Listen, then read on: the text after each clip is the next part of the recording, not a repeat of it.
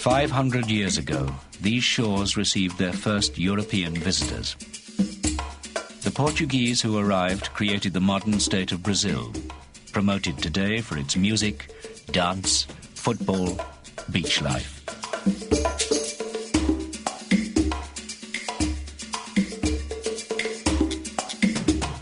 But this image hides a less appealing past. For Brazil was built on the back of the largest forced migration in history.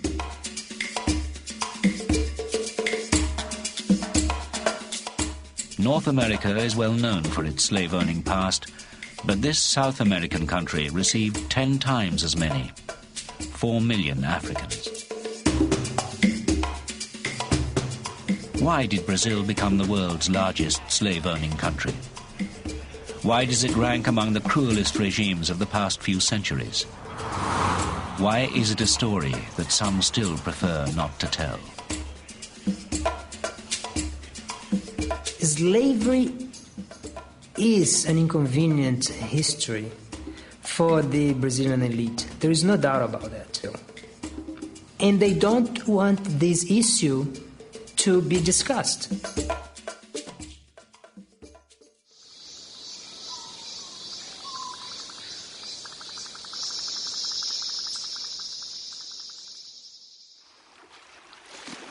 In the year 1500, a Portuguese fleet, captained by Pero Alvarez Cabral, set sail to round southern Africa, en route for Asia.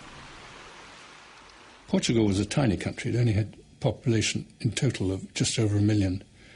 So for them to send a big fleet was a vast effort. And Portuguese got to Brazil almost by accident.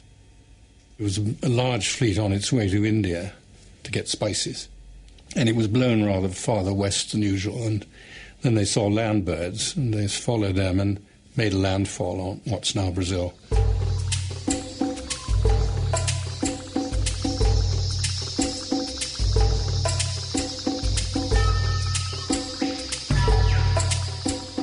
The lands that stretched before the Portuguese were larger than Europe.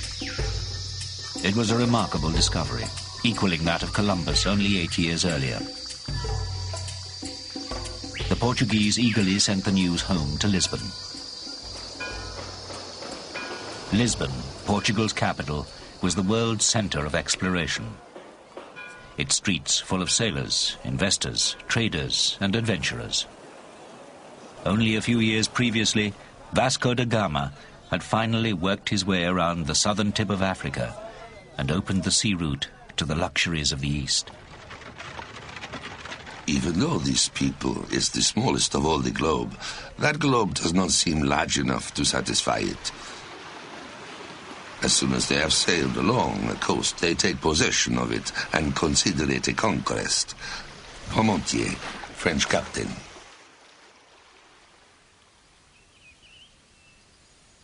Cabral staged a mass on the shore of Brazil, and all the Indians watched and were quite impressed by it, because they're interested in seeing the ritual that these strangers had. In that first fleet, the Indians surprised the Portuguese by how open and trusting they were. A couple of Indians came onto the ship with, of course, no clothes on at all, and they just quietly went to sleep. And the only thing they were worried about was that their feather headdresses shouldn't get disturbed as they were sleeping. And then they were just quietly lying on the deck of the ship, totally trusting. But that trust was misplaced. This new continent seemed to contain little obvious wealth. There were no gold-clad Aztecs or Incas to conquer.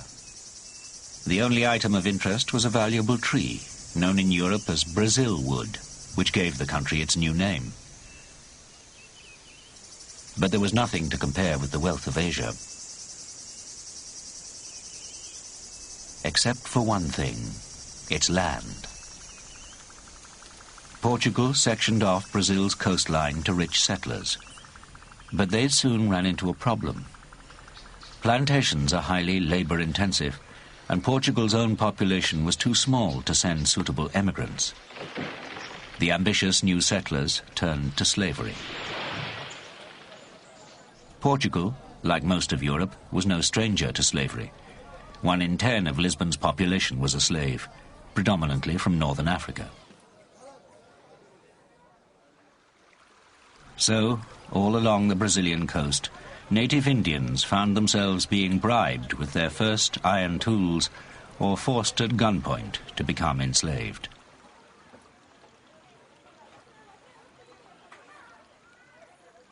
It's completely anathema to them, to a tribal Indian.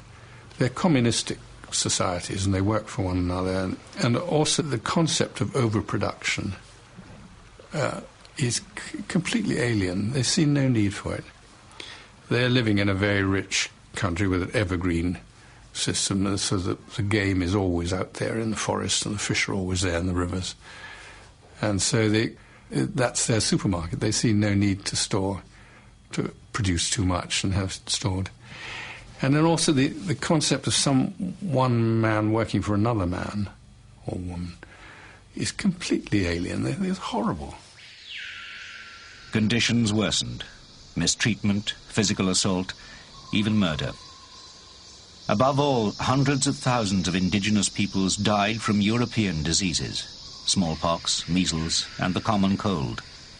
A plantation could see its workforce of hundreds reduced to a handful in a week. In under 100 years, a population of 4 million Indians was halved.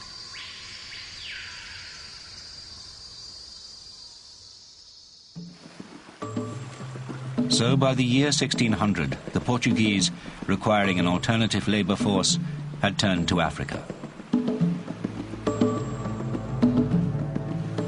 Portugal had recently colonised southwest Africa, including modern Angola.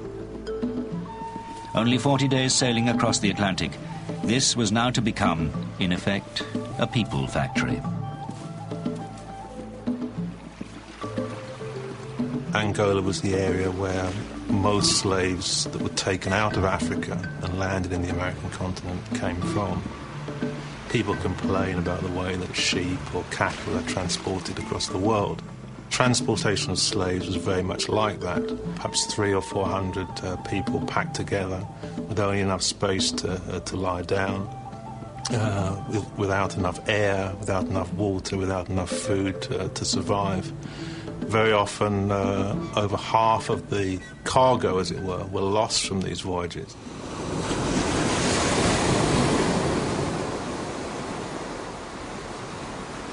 On board ship, in miserable conditions, the terrified slaves remain for weeks, months, and the great number of them who die is unspeakable. De Oliveira Mendes, doctor. Many vessels, after they arrive, are abandoned from the impossibility of getting any person to clean them. Dr. J. Cliff, slave trader. A ship enters from Angola and on a single day unloads 500, 600, or perhaps 1,000 slaves. The masters were few, the slaves many. The masters feasting, the slaves dying of hunger. The masters swimming in gold and silver, the slaves weighted down with irons. Vieira, Jesuit priest. The Portuguese treated Africa as an infinite resource. So they just imported and imported and imported on the assumption that the tap would never be turned off. A man went around with a hot iron and branded us the same as they would the heads of barrels or any other inanimate goods or merchandise. Gardo Bakaka, African slave. Almost every house in this place is a large warehouse where the slaves are deposited and customers go to purchase. When one was ordered, he came forward, threw his arms over his head, stamped with his feet, shouted to show the soundness of his lungs, ran up and down the room and was treated exactly like a horse. And when done, he was whipped to his stall. Walsh, Traveller. Gradually, by the end of the 16th century, the plantations build up their wealth, are able to afford to buy foreign slaves who are not going to escape as readily, and to replace the Brazilian labour that has been used hitherto. And so Brazil becomes the great slave-using colony.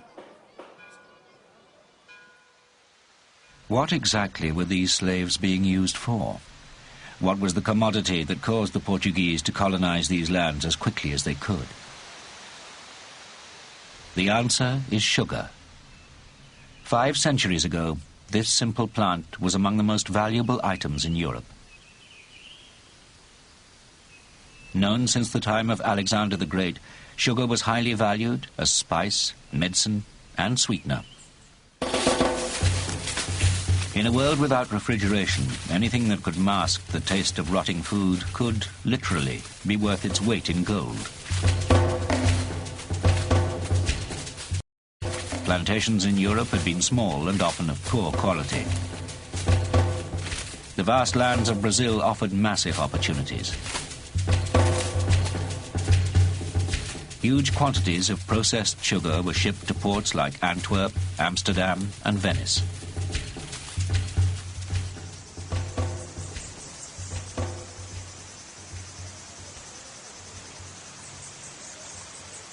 In 1598, a traveller in England noted how Queen Elizabeth's teeth were black from too much sugar. The cause of a queen's poor dentistry was the source of Portugal's new wealth. Sugar was Brazilian gold. Ser dono de engenho de açúcar, para os valores do século XVII, being a sugar mill owner in the 17th century was like being the owner today of 3, 4, or 5 oil wells. Era realmente investimento. People were making fortunes, huge amounts of money, out of the business of sugar. Que havia no negócio do açúcar.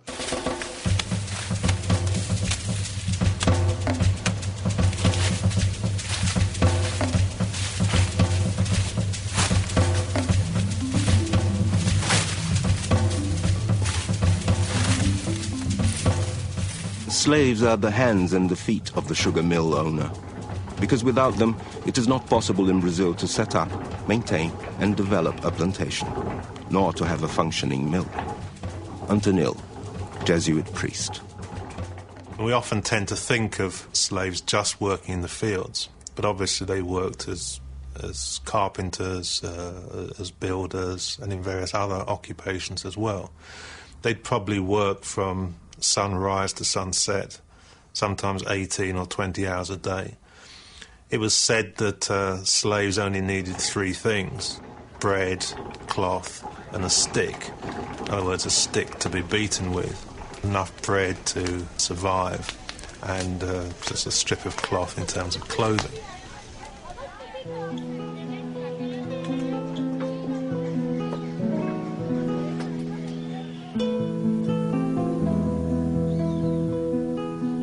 Throughout northeastern Brazil, sugar plantations sprang up.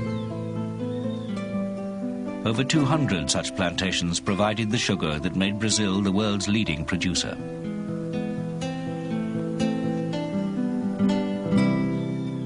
Plantation owners often lived like lords. Their slaves lived less well. There are accounts of mill owners who were truly awful. Some even committed murder. All mills had slave prisons called tronco, and there were administrators who beat the slaves with stakes.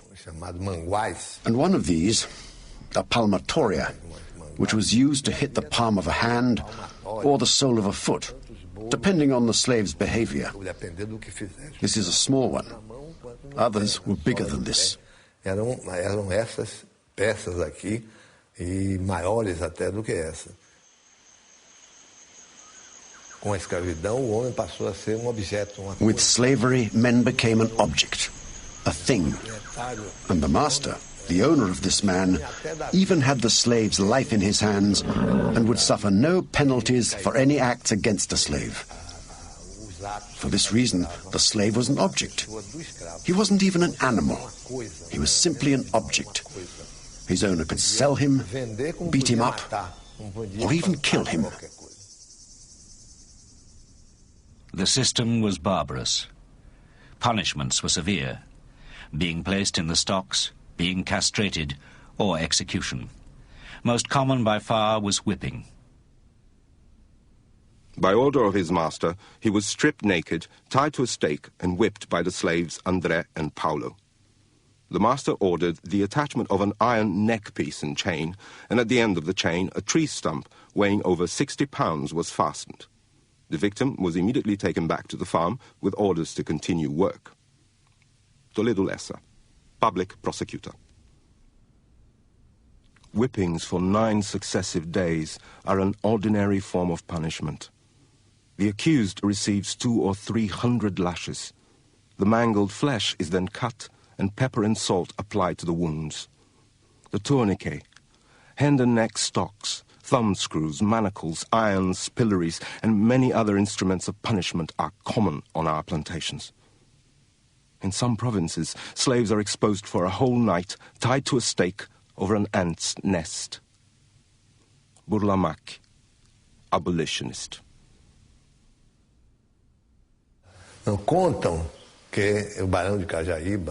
People say that the Baron of Cajaíba, who owned the Cajaíba mill near Santo Amaro, was a very mean master, a terrible master.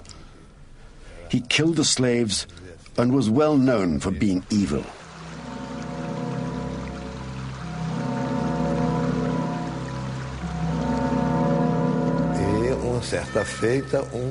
One day, someone came to visit him and told him how attractive a female slave's breasts were. To please the visitor, as he was leaving, the Baron handed him the slave's breasts on a tray.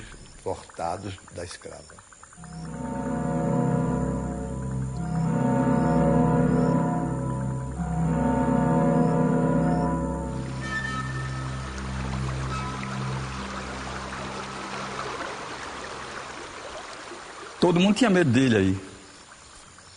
Everybody was afraid of him. Here he controlled the entire area using these 4 mirrors. Refletia. One reflecting the other. These 2 mirrors at the front reflect those at the back. Aqui por mar.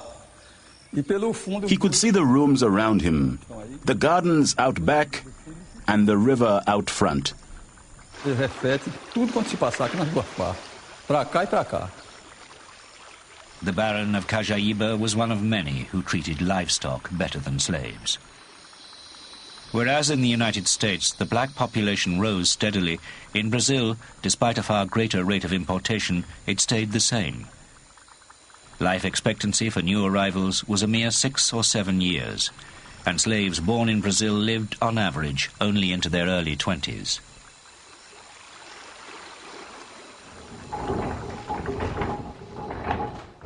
Why was there this culture of cruelty?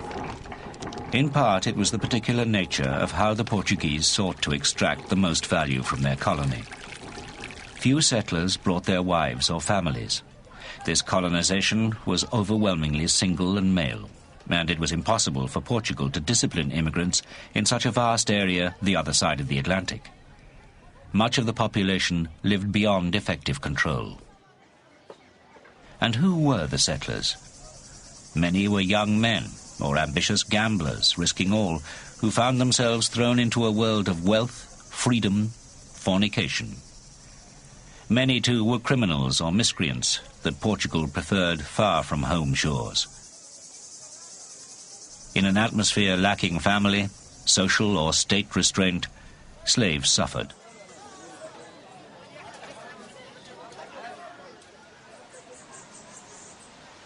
If the masculine nature of Portuguese settlement was one reason for the cruelty, another was economics. Although slaves were expensive to purchase, owners of lucrative sugar plantations soon earned a return. If slaves died through poor housing, inadequate food, disease, overwork, or assault, then so be it. There was no shortage of replacements. When I asked the planter why the death rate among his slaves was so high, and pointed out that this obviously did him great harm, he quickly replied that, on the contrary, it brought him no injury at all. since when he purchased a slave, it was with the purpose of using him for only a single year, after which very few could survive. But nevertheless, he made them work in such a way that he not only recovered the capital employed in their purchase, but also made a considerable profit. Jardin, doctor. The natural increase of blacks is discouraged from the calculation that it is cheaper to import full-grown slaves than to bring up young ones. Brackenridge, Traveller. The majority of imported slaves were male. Women were few, children not valued. The desire to raise families was diminished on all sides. Slave women deliberately attempt to abort themselves so that the children inside their bodies will not be made to suffer what they have suffered. Antonil, Jesuit priest.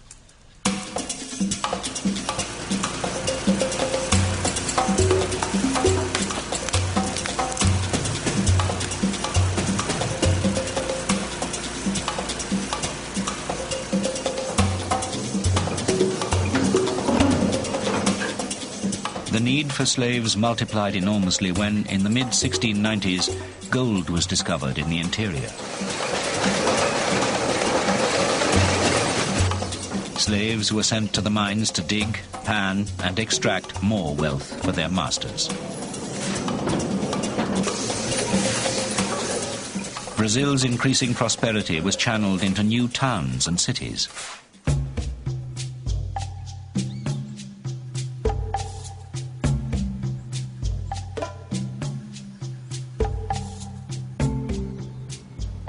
As Portugal's population remained small, continuing to send few immigrants, and other Europeans preferred the cooler climate and Protestant faith of North America, it was Brazil's black slaves that built and serviced this urban colonization.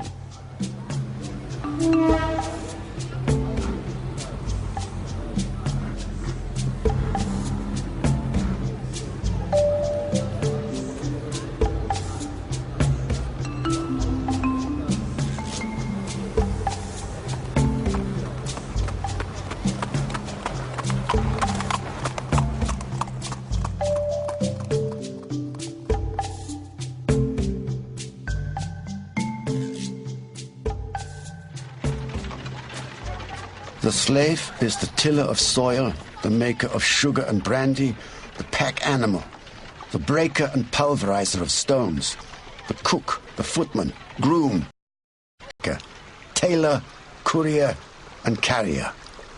Von Eschwege, Traveller. Era o escravo que conduzia a cidade. It was the slaves who ran the city. They were the traders, they were the population, everything. They even managed the city's waste. Carregadores de excrementos. A cidade não tinha sistema de Tigers were the slaves who carried excrement. The city didn't have sewers, and the excrement was thrown on the beaches. E tigre, justamente. The name tiger has nothing to do with being virile. It has to do with the spots that showed up on the bodies of these slaves, who were kept prisoners in dungeons, from carrying this waste above their heads, with the acids dribbling down onto their skin. But what did the women do? They cooked. They supplied workplaces with food. They sold sweets all over town, while always carrying their license plates around the neck. The ones in the center of the city, besides serving food, were used as prostitutes. Muitas eram utilizadas na prostituição. Prostitutes found easy clients among the white settlers.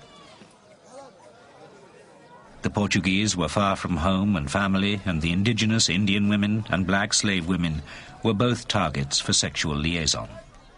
In the early days, Portugal was such a tiny country with only just over 1 million people, and setting out to colonize practically half the world or convert it. It was just crazy what they were trying to do.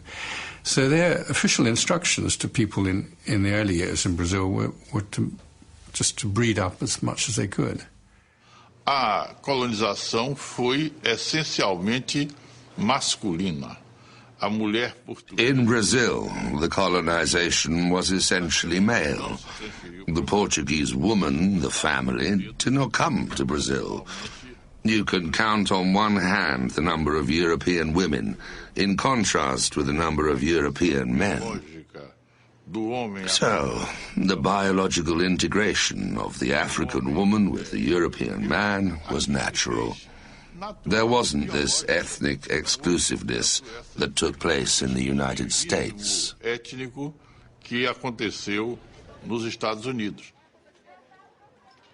The sharp distinction between white master and black slave began to blur in a country where white men, born either in Portugal or Brazil itself, had little choice but to mix with non-white women. The Portuguese differ enormously from the British in the whole colonial enterprise. There were different forms of domination, whereas the British, at least towards the end of the 19th century, bitten by what was then called scientific racism, divided people up according to their supposed race and prohibited contact between them, and encouraged the development of racial communities. The Portuguese did not do this. I mean, they did to a certain extent, but much less. The British also fornicated, but they didn't recognize their children as such, whereas the Portuguese did, incorporated them, taught them to speak Portuguese, and I think that's the way they expanded. The extent of sexual relations between master and slave led to thousands of mixed-race children. Some were made heirs. Most were made slaves. The dominant Catholic Church knew of such disparity but turned a blind eye. More than that, it jumped through legalistic hoops to make slavery itself not only acceptable, but justifiable as a way of spreading the faith. Indeed, slave owners were obliged by law to baptize all their workers.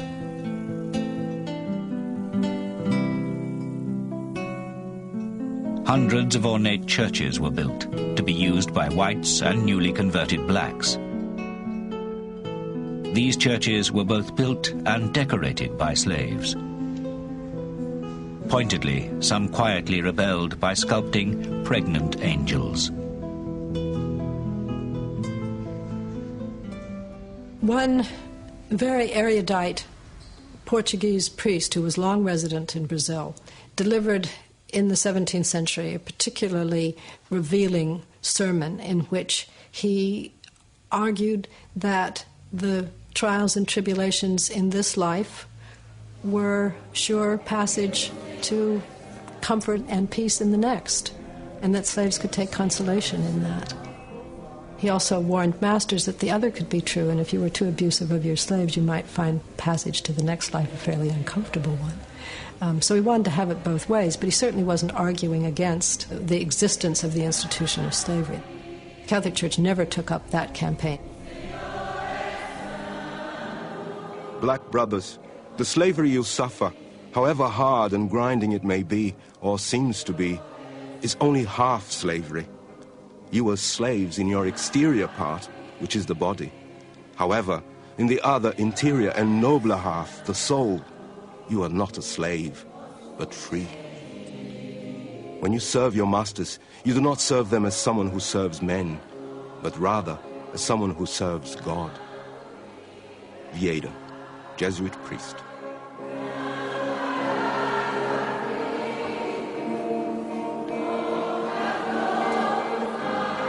They are kept in a state of the darkest ignorance. They are baptized for form's sake, and no doubt actually worship the images of the saints as probably resembling their African gods. Cowper, British diplomat.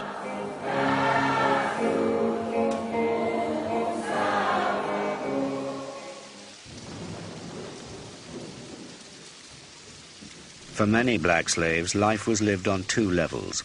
They were baptized and fed the Christianity and language of the white man, but Africa persisted in music, dance, and religion. Many slaves did not adhere wholly or at all to Catholicism. They fought hard to maintain their traditional beliefs, to follow their own saints. Slave masters could not prevent their workers from keeping this link to an African past. Some owners actually declared it helped to keep their slaves happy and diverted from the monotony of their labors. music and dance became an inextricable part of a developing Brazilian identity.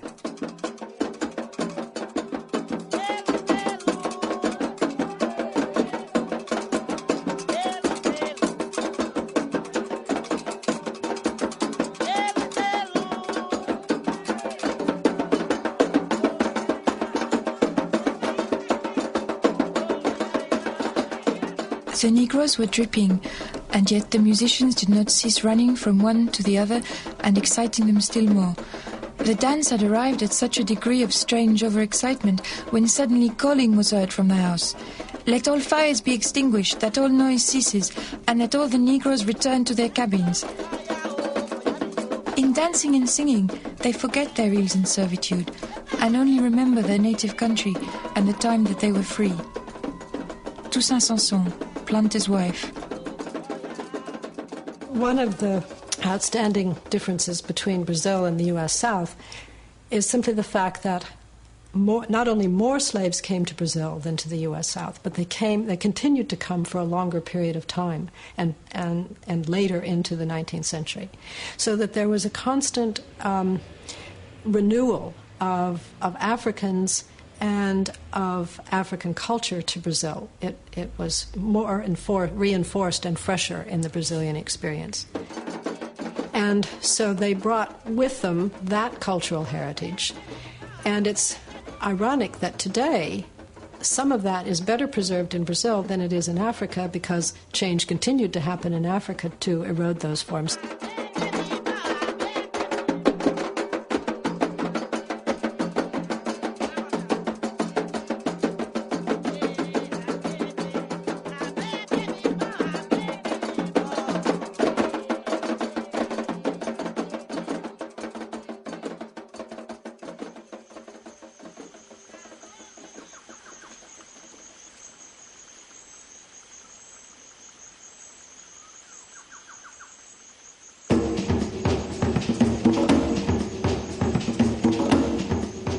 Often I have sat at night upon the threshold of the door, and I have heard the whisperings in the Negro huts, and have observed some feast or merrymaking, thus late at night, thus concealed. Costa, English sugar planter. The masters suffered in the sense that they had to face their slaves every day without knowing whether they would end up alive or dead. So there was a lot of tension all the time. It was not an easy thing to be a master either because of that. They would go to bed with the belief that he could be poisoned by their slaves. There would be a revolt. They were afraid when they heard slaves drumming. They thought that they were preparing, something spiritual, diabolical. They believed that slaves had within their community powerful witches. Late at night, in fields and woods, slaves performed animal sacrifices to their saints. And in an atmosphere of killing and blood, thoughts would turn to the pursuit of freedom. So large were the numbers of slaves in Brazil, and so inherently cruel the regime, that the Portuguese felt justifiably vulnerable.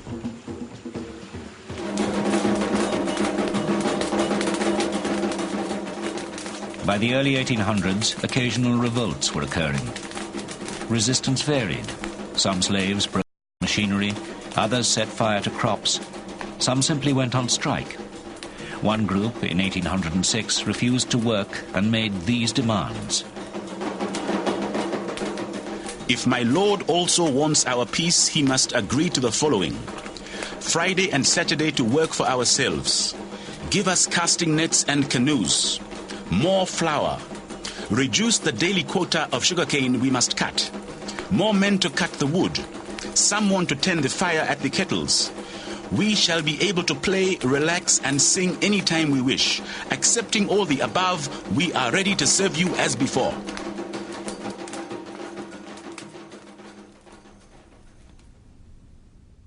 Other slaves expressed their discontent by fleeing. But to where?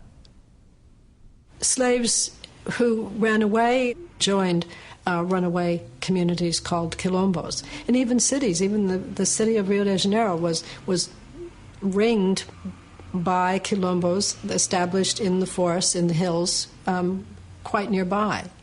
And some of these became, had a long life that were more or less independent. They were always the object of police attempts to break them up. I have ordered assaults against some of these quilombos with a police squad, along with soldiers of the militia, but all has been in vain. As long as they are carried out by ordinary soldiers, these attacks can never accomplish anything except to frighten the blacks and drive them away, because it is not practical for booted, uniformed and armed men to penetrate into those steep, lofty mountain jungles and caves where the blacks hide out and move about with total freedom. De Rezende, police chief.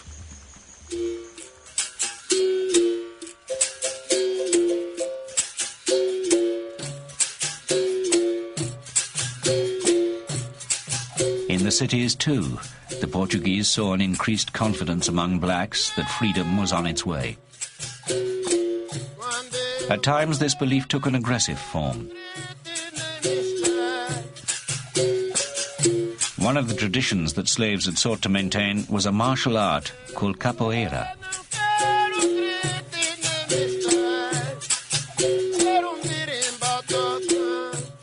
To avoid prohibition, it had been masked as a dance. But now, gangs of capoeiristas roamed the streets, using their skills to attack whites and the police. Tensions grew, and new restrictive legislation was enacted. The games which the blacks play in the streets, plazas and beaches are forbidden, under penalty of suffering from 12 to 36 lashes. Provincial law, City of Recife, 1833. Shouting after hours is forbidden in the streets of this town. Any violator, being a slave, will suffer 25 lashes. Provincial law, Town of Brejo, 1836.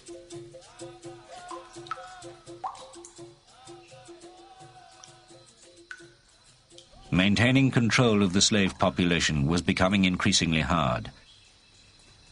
But the need for slaves did not decline. By the 1800s, sugar and gold had been joined by tobacco and coffee as the key cash crops. Slave labor was as vital as ever. Depending on comparatively cheap human imports, slave owners were reluctant to embrace the European Industrial Revolution and its labor-saving technologies.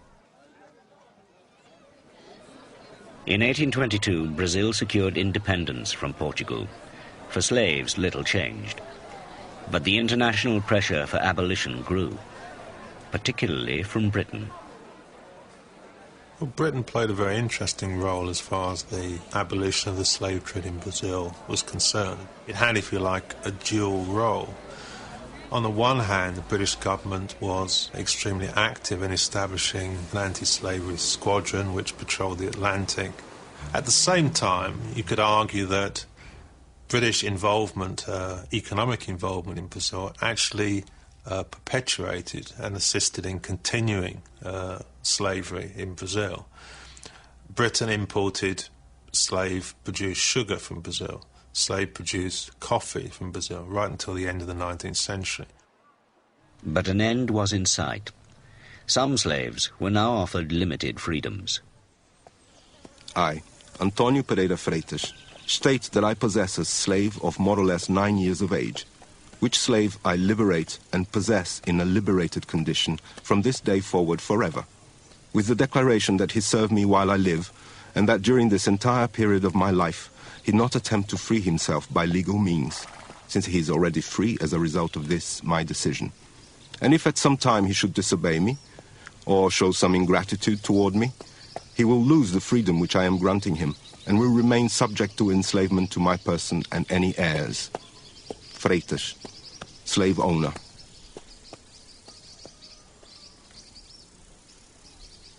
Offering conditional freedom was seen for what it was, a last gasp attempt to deflect abolition.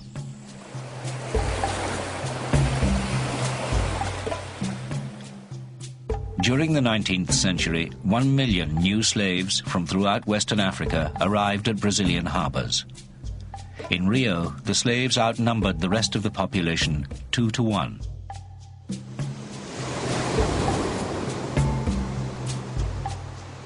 My hand shakes with indignation as I call the imperial government's attention to this trafficking. On sale are, for example, the services of Georgina, black, 1 year old, valued at 20 reis. The services of Orminda, a mulatta, 3 months old, and Leonidia, a few days old. Nabucco, abolitionist.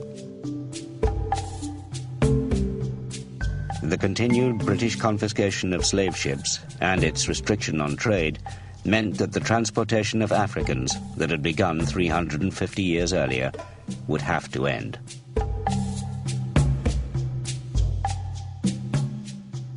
Within Brazil itself, larger and larger numbers of slaves were simply abandoning plantations, wrecking the whole system. Plantation owners decided to opt for abolition and hoped they could coerce some slaves to stay on. On the 13th of May, 1888, the Princess Regent Isabel proclaimed the so-called Aurea Law. Brazil became the last major country officially to abolish slavery.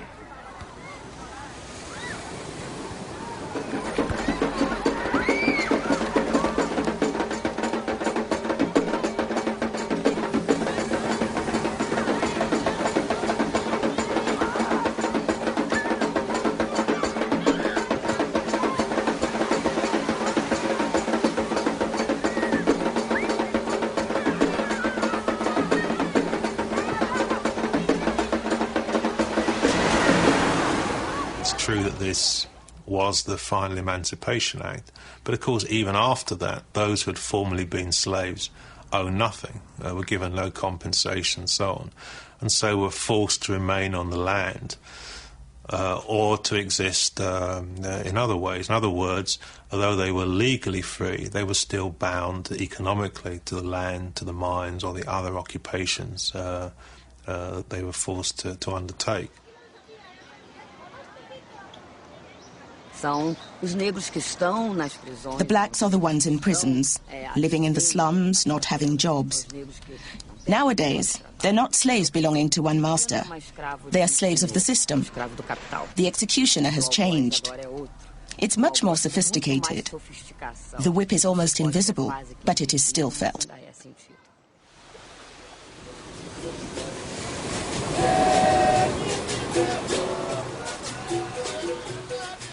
No country imported more slaves than Brazil. Even today, the majority of black people throughout the Americas speak Portuguese. Following abolition, there was a deliberate policy to draw in white settlers, Italians, Germans, Spaniards. But almost half of today's 170 million population remains non-white.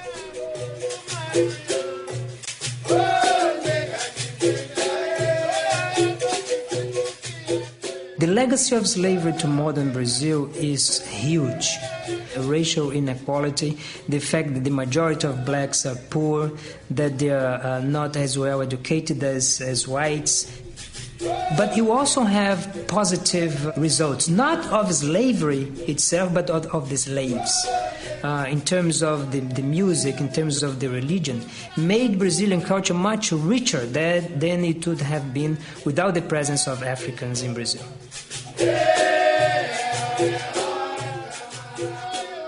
The heady mix of music, religion, dance and sport can sometimes blur the less appealing legacies of slavery.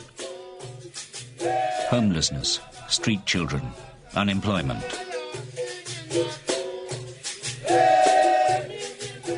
A country built on sugar has left a bitter taste in the mouths of many.